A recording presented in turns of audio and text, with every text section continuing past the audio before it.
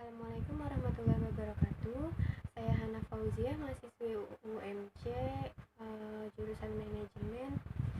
Di video kali ini, di pertemuan kali ini, saya mau memaparkan tentang analisis saya bagaimana strategi dan adu kreatif wirausaha muda dapat bertahan di tengah pandemi, serta bagaimana jejaring wirausaha muda dapat menyelamatkan sektor UMKM. Untuk materinya sendiri, untuk jawabannya sendiri, nggak sepenuhnya, nggak semuanya dari saya, karena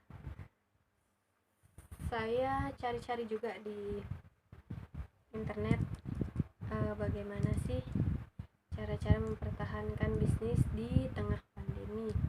Langsung aja. Untuk pandemi ini nggak hanya mengancam kesehatan kita, tapi juga mengancam perekonomian negara kita, mengancam perekonomian kita.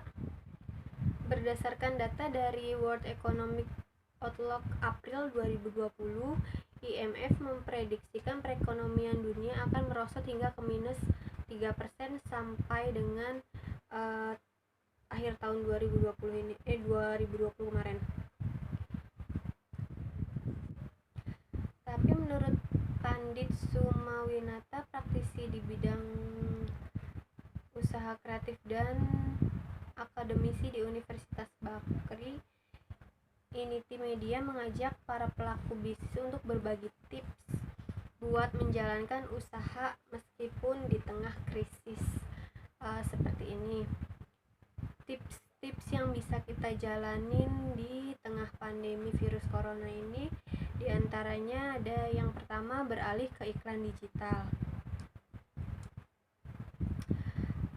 Untuk tentang iklan ini,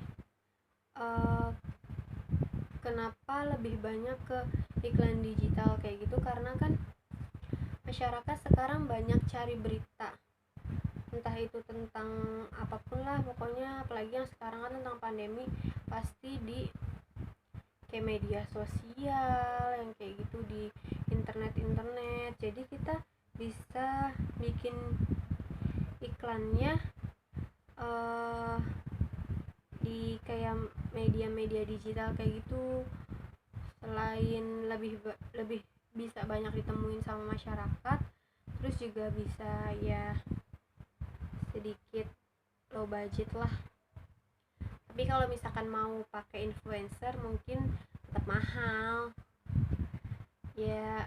Mungkin kita bisa manfaatin iklan-iklan yang tanpa pakai model atau influencer kayak gitu. Kalau misalkan mau pakai yang influencer, mungkin kita bisa pakai yang followernya misalkan kurang dari 10.000, biasanya lebih murah sih biayanya. Kalau ya pakai yang influencer kayak gitu sebenarnya lebih menarik dan lebih bisa banyak mengundang pembeli sih, karena kan kalau yang influencer kayak gitu kan dia biasanya mereka lebih deket sama netizen yang nantinya bakal jadi konsumen kita. Kemudian yang kedua ada change the strategy, not the budget. Jangan pernah berhenti beriklan meskipun di dalam situasi krisis. Namun tapi tuh diubah strateginya dari hard selling jadi soft selling, kayak dengan pakai konsep storytelling yang kayak menyentuh sisi emosional konsumen, kayak mengangkat isu-isu sosial. Kan dia bisa kayak memberikan efek positif juga. Kemudian ada don't think outside the box, think like there is no box. Jadi buatlah strategi pemasaran yang kreatif, emang nggak mengarahkan kepada proses pembelian secara langsung, tapi iklan yang diingat oleh konsumen pada masa krisis akan membuat bisnisnya tetap kuat dan lebih cepat pulih. Bahkan efeknya tuh bisa sampai setelah krisisnya berakhir. Kemudian tentang bagaimana jejaring wirausaha muda dapat menyelamatkan Jejaring wirausaha muda itu bisa dibilang jadi penyelamat selama pandemi. Pandemi COVID sendiri kan membuat banyak UMKM yang digawangi wirausaha muda mengalami kesulitan untuk sekedar bertahan. Kayak banyak dari mereka belum mendapat bantuan, kemudian mereka nggak begitu aja pasrah sih sama keadaan. Mereka tuh mencari solusinya itu kayak memanfaatkan jejaring antar wirausaha kayak gitu tuh. Jadi tuh hampir 80% wirausaha muda tuh melaporkan bahwa COVID sendiri memiliki dampak negatif pada bisnis mereka.